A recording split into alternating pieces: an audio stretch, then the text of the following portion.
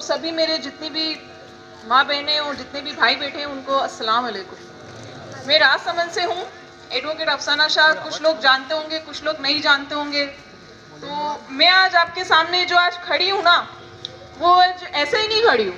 ये जो हिम्मत मुझे मिली है ना आज, कहीं ना कहीं ये यूँ समझ लीजिए कि ये आज भारत आदिवासी पार्टी की तरफ से ही मुझे हिम्मत मिली है। क्योंकि राजसमंद के अंदर, राजनगर के अंदर आपने सुना होगा अभी कुछ दिनों पहले क्या हादसा हुआ था। सभी को पता होगा, नहीं पता होगा, मैं आपको आज बताती हूँ एक छोटी सी बात कि वहां पर क्या मुद्दा था। वहां पर अपनी मुस्लिम माँ बहने को थाने के अंदर ले जाकर रात में मारा पीटा गया था। अब आप बताइए कि ये सही था या कितना सही था?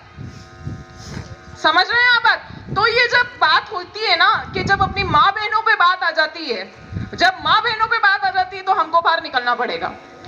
तो आप सभी लोग आज यहाँ जितने भी हैं या नहीं हैं और अपने जितने भी परिवार वाले और दूसरी जगह पर बैठे हैं, ये खासकर से मैं आपसे गुजारिश कर रही हूँ कि आप अब अपना नेता या अपना एक मुद्दाम इंसान चुन लीजिए। आप समझ रहे हैं कि कांग्रेस अली का पंजा, मैं एक मेंटेलिटी बता रही हूँ आप सभी की, अपने अंदर क्या चल रही है। जो पुराने बुजुर्ग हुआ करते थे कि भाई हाथ को देंगे, अली के पंजे को वोट देंगे, तो सर ये निकाल दीजिए, ये अपने दिमाग में से निकाल दीजिए।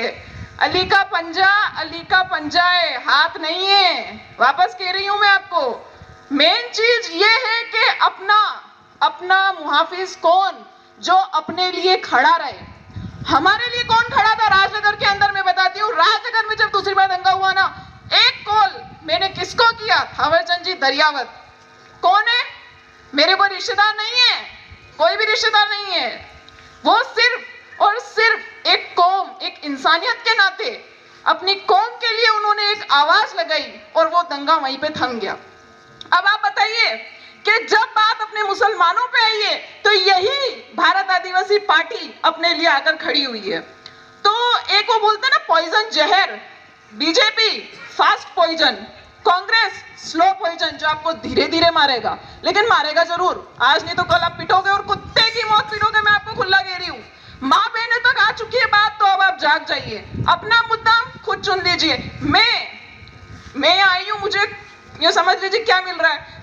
मैं एक अधिवक्ता हूँ, आराम से अपना पेशा मेरा वकालत है, मैं करूंगी, खाऊंगी, कमाऊंगी, मस्त रहूंगी। लेकिन मैं आज आप भाइयों के और बहनों के बीच हूं ना, सिर्फ एक वजह के बात अपनों पे आ चुकी है।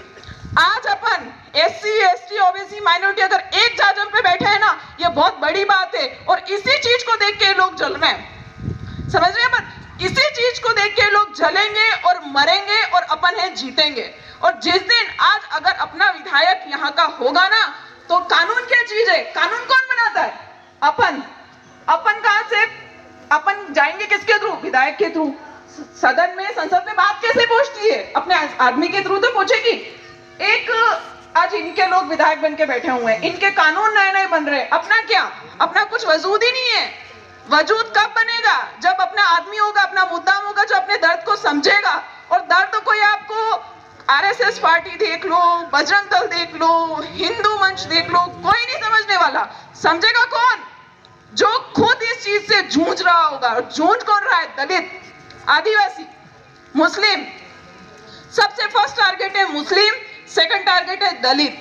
तो ये बारी आने वाली नहीं, आ चुकी है अपनी। और अब आप घरों से बाहर निकलो और आप ये मेंटलिटी दूर कर दो कि सत्ता राजनीति गंदी नहीं है। गंदी जब अपनी हाथ में सत्ता होगी ना, तो ये समझ लो पूरी दुनिया हिल जाएगी। आज मैं आपसे एक बात कहना चाहती हूँ कि यहाँ पर अगर जितेश भाई जीतते हैं ना, तो मैं कहती हूँ कि आपके ऊपर किसी तरह की आंच नहीं आएगी। मैं गारंटी देती हूँ आज आप लोगों को, क्योंकि मुझे इतना विश्वास हुआ है, इसीलिए मैं आज इतनी दूर से राजसमंद से चलकर ही आई हूँ।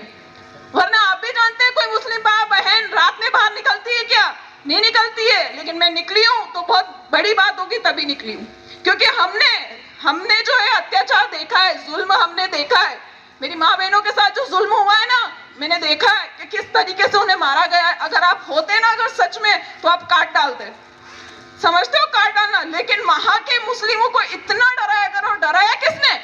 इन यहाँ के जनता ने नहीं, वहां के खुद के अधिकारियों ने डराया। अधिकारी किसके? किसके अधिकारी? बीजेपी के। अगर आपके पास आज ये मौका चला जाता है, तो आप समझ लीजिए आने वाले टाइम पे यहाँ पर रोशनी नहीं मिलने वाली है, अंधेरा ही अंधेरा मिलेगा। आपसे एक ही इल्तिजा है, एक ही गुजारिश है कि आप जितना हो सके, जैसे हो सके, अपनी इस पार्टी को जिताइए। मैं खुद इनसे बहुत ज्यादा सहमत हूँ। क्यों हूँ वो मैंने आपको वजह बताई है। ये जो तिलक तराजू तलवार है ना, इनसे हो जाइए सावधान। ये जो तिलक तराजू तलवार है ना, इनसे आप हो जाइए सावधान। और अब आई है भारत आदिवासी पार्टी की बारी, तो इसमें डालिए आप जान। समझ रहे हैं आप बात? तो सबसे पहले आपका एक ही उद्देश्य होना चाहिए, अपनी पार्टी, अपना पद, अपनी ही जरूरत, अपना कानून। किसको? जितेश भाई को। और जितेश भाई किसके? अपने हैं। तो बस इनको आप वोट डालिए, इनको जिताइए और अपना खुद का एक प्लेटफॉर्म बनाइए। और सबसे मेन चीज मैं कहना चाहूंगी अपने वालों को, जो मुस्लिम समाज के लोग यहाँ हैं, वो सबसे ज्यादा शिक्षा पे तवज्जो दें, क्योंकि अपनी एक सबसे बड़ी चीज, सबसे बड़ी कमजोरी यही है कि लोग शिक्षित नहीं है। शिक्षित नहीं होंगे तो आपको कानून का कभी नहीं आएगा।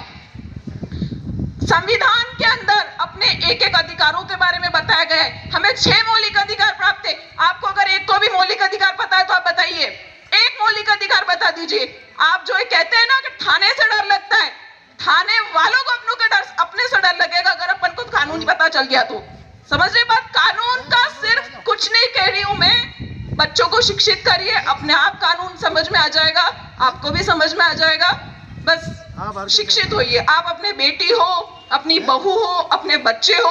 और बोलते हैं ना कि शिक्षा की कोई उम्र नहीं होती है।